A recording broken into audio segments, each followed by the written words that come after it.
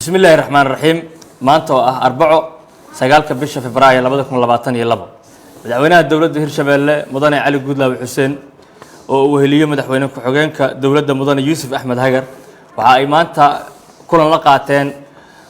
maamulka gobolka Hiiraan iyo guud ahaan gudoomiyaasha degmooyinka gobolka kulanka maanta waxa ka soo qayb galay gudoomiyaha gobolka Hiiraan iyo ku xigeenadiisa iyo gudoomiyaasha degmooyinka waxaana looga hadlayay arrimaha amniga gobolka Hiiraan iyo abaaraha ka jira deegaanada iyo degmooyinka gobolka Hiiraan kulanka gudoomiyaasha degmooyinka waxa ay madaxweynuhu la wadaageen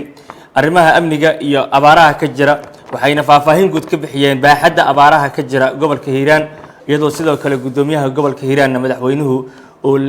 la wadaagay warbixin guud oo la xiriirta abaaraha ka jira guud ahaan gobolka madaxweynuhuna waxa uu sidoo kale ballan qaaday in si degdeg ah biyo dhaamin iyo gurmadba la gaari doono deegaanada iyo degmooyinka abaaruhu ay ka jiraan hadba sida loo kala darayahana loo gaarsiin doono waqtiyada ugu soo dhow haduu alla ka raali noqdo madaxweynaha ayaa sidoo kale faray maamulka gobolka Hiiraan in si degdeg ah ay uga qayb qaataan xaqiijinta xasilinta amniga magaalada Beledweyne si looga hortago dhibaatooyinka kooxaha argagixisada ay ku hayaan bulshooyinka gobolka Hiiraan gaar ahaan magaalada Beledweyne aad iyo aad ay u mahadsantiin kulankeena maanta inta ayuu ku saabsanaa